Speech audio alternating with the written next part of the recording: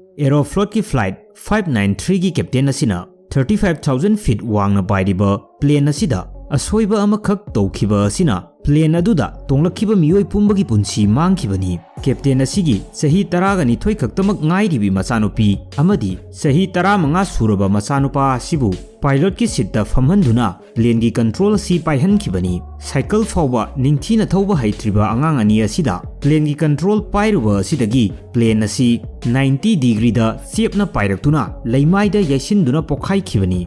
Marup mayambu DAshil 2.0 4Ever gi anoba video asida taramna oksari.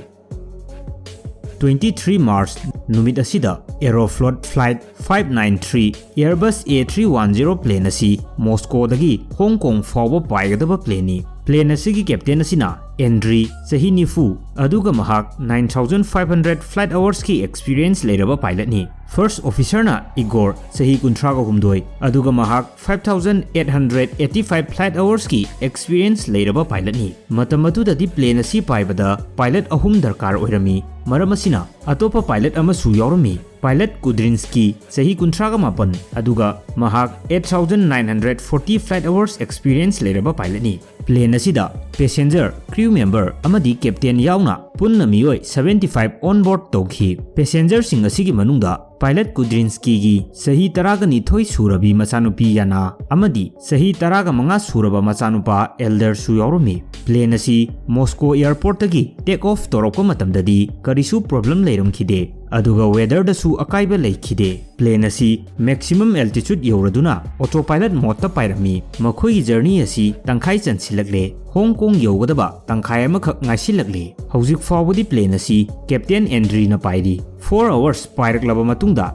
Captain Andri rest tawnabagidamakta cockpit asidagi thokre. Captain Andri gi mahutta Captain Kudrinski na plane asi amuk paiba horakhi. 1990s ki mamangdadi plane sing asida hauzikum yamna akanba strict rule leiramkhide. Pilot sing asigi family members sing asi plane gi cockpit ta freely changba adumak yai. Plane asida tonglakhiba Captain Kudrinski gi machanupi amadi machanupa makhoi anisu mapagi manakta cockpit ta changlaklami. Captain Kudrinski na macha sing adu ubada harauraduna machanupi adubu pilot seat ta famalami. Plane asi hauzik autopilot mode ta pairibani. Masida machanupi yanana plane gi yok asi paiba yabra haina captain aduda hanglami. Captain asina su yai payu haiki. Captain Kudrinski na plane gi heading knob asi khitang rotate toromi. Aduga plane gi yok pairiba machanupi asida yok adu rotate to plane asi mamai chumlakpra yengu hairami. Masidagi machanupi aduna su plane gi yok adu rotate tobada plane gi mamai asi khara chumlakhi. Machanupi gi wakhaldadi plane mamai chumlakliba asi mahakna yok lenglubadagi ni khanduna haraurami. Adubu tasengnadi captain asina heading knob asi rotate tawraga autopilot ta pairiba plane asibu mamai kitang lenghanbani. Machanupi na yok lengbadagi mamai kaklakpa nate. Masidagi captain asina heading knob asi amuk normal da thamkhi. Masigi matungda captain asigi machanupa elder asi amuk pilot seat ta phamkhi. Aduga plane gi yok asi rotate tawnaba honakhi. Adubu plane gi yok asi yamna hard oirami rotate tawba ngamlamkhide. Machanupi yananadi irai line leiba ngamlaga mana karigi ngamdribano khanduna yok adu kanna muklaga leinaba hotnarami. Yaraktabadagi captain oiriba mapa aduda yok asi karigi rotate tawba yadribano hanglami. Masida captain na heading knob adu amuk rotate tawrami. Masina yok adu irai line leiba yare. Minute ama ani leiraga captain asina heading knob adu amuk normal da thamlami. Aduga machanupi yanaga wari saduna leikhi.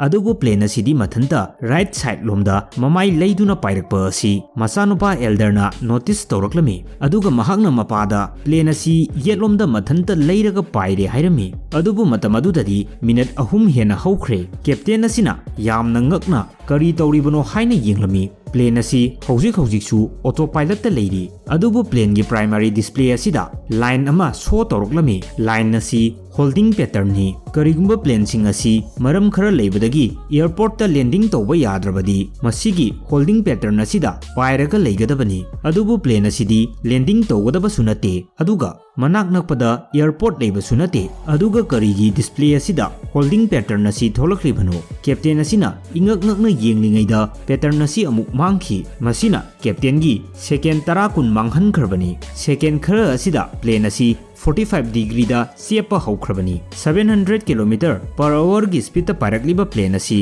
45 degree da chepkhiba asina plane asi da tonglakliba miyoi pumba sitta napsinduna leikhi First officer asina plane asibu control taunaba kanna honaki adubu plane gi yok asi mathau tawdabadawna torami hojik su pilot ki seat asida captain Kundriski gi machanupa asi phamli aduga high g force na maram oiraga seat asidagi thoklapa ngamkhide plane asida tongliba passenger sing asisu high g force na maram oiraga makoi gi weight adudagi double oina fill toholi plane asi hojikti 90 degree yona chepkhre adubu Airbus ki plane asidi 90 degree chepna paiba ngambagi quality dadi sabanate mapanda pothariba captain adusu cockpit ta changlaktuna plane asi normal oiraknaba kanna hotnarami adubu plane gi yok asi namfuda rotate townaba hotnakhiba aduna plane asi gi autopilot mode asisu disconnect toraklami plane gi cockpit asida high stall condition gi alarm su khongba horakhi plane asi 90 degree da chepna laimai da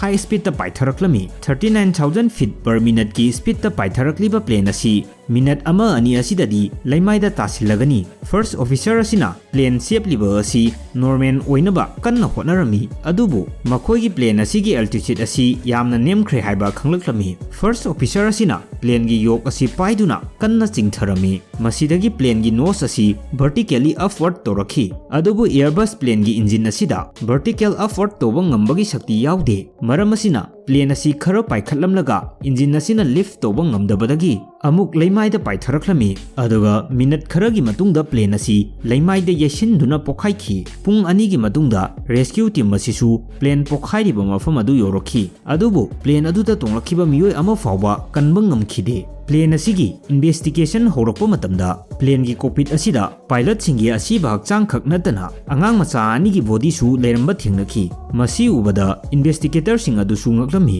angang ani asi plane gi cockpit asida kaidarom libano haiba asini flight data recorder asida su plane gi engine asida problem leikhi haibagi record amata yaurumkhide haibadi thodok asi plane gi engine yaraktabana maram oiraga thokiba thodok nate haiba asini cockpit voice recorder asi taraba matungdagidi plane asi kaidringai minute 3-4 gi mamangda cockpit asida tasengna angang ani changlakhi haiba asi confirm torami adubu masidang haglibadi chumna cockpit asida angang ani asi changlakpaga plane asi matau karamna kairibano haiba asini aduga 1990s ki mamangdadi cockpit asida mi adumak changba yarami investigator singna record adu loinamak taraba matungda thodok asigi problem asi khangba ngamkhi captain Kundriski gi machanupa elderna mapada plane asi mathanta right lomda mamai kakpa hore haiba matamadudagi plane gi problem asi hokhrabani problem sing adu matau karamna horakhibanu haibadu amuk khangminasi plane asina autopilot ta pairingai matamda